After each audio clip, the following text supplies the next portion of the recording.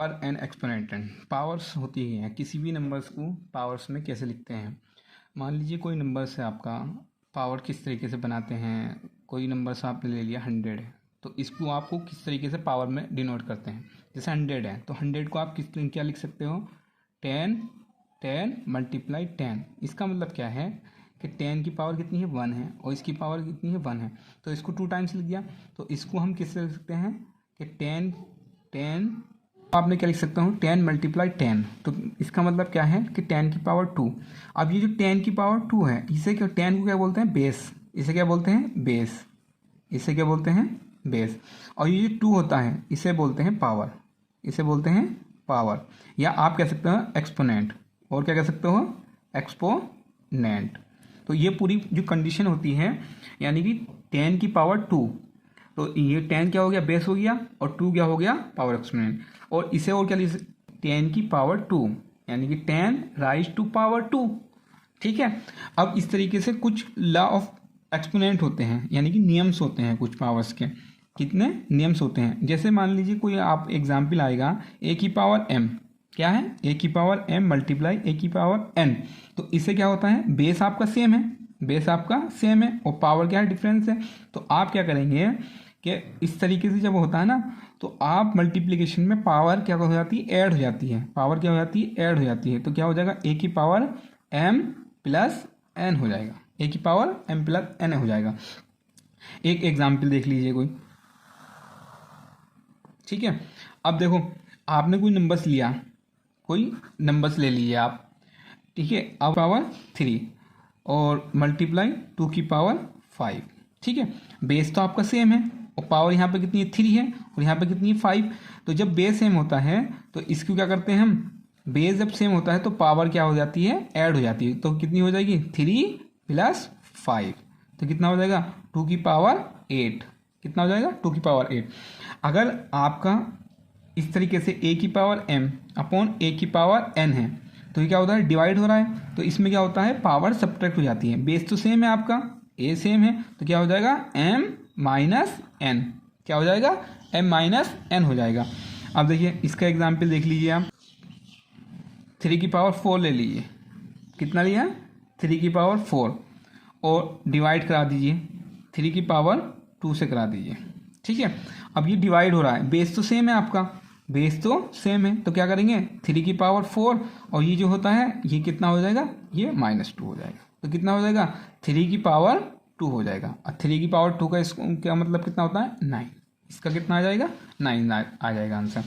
अब कुछ कंडीशन ऐसी होती है, थर्ड नियम्स क्या होता है ए की पावर m मल्टीप्लाई n।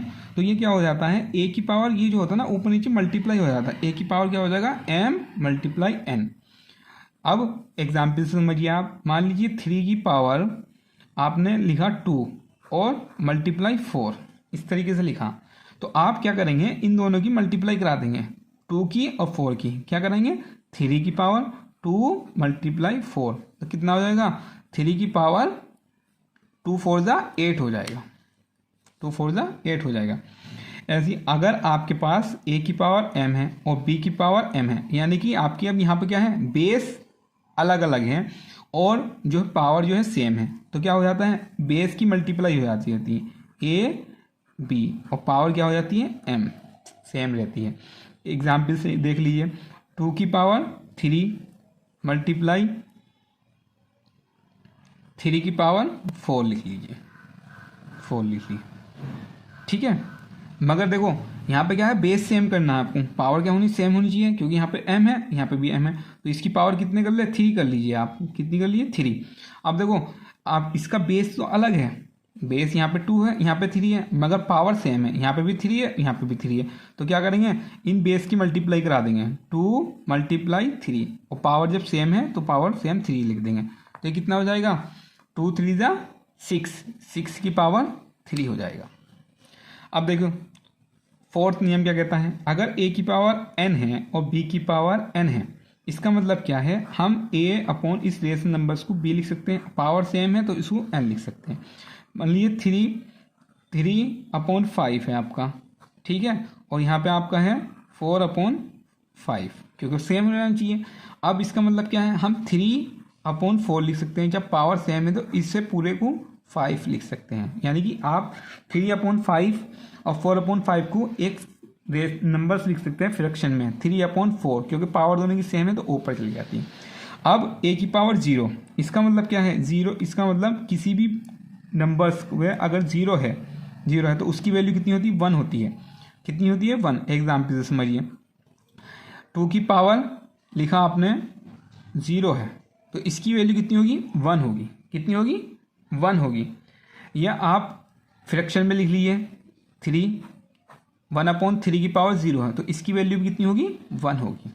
कितनी होगी 1 होगी। अब देखो 7 नियम क्या कहता है हमारा, अगर a की पावर माइनस के n है तो उसे किस में कन्वर्ट करेंगे, a 1/a की पावर n में कन्वर्ट करेंगे।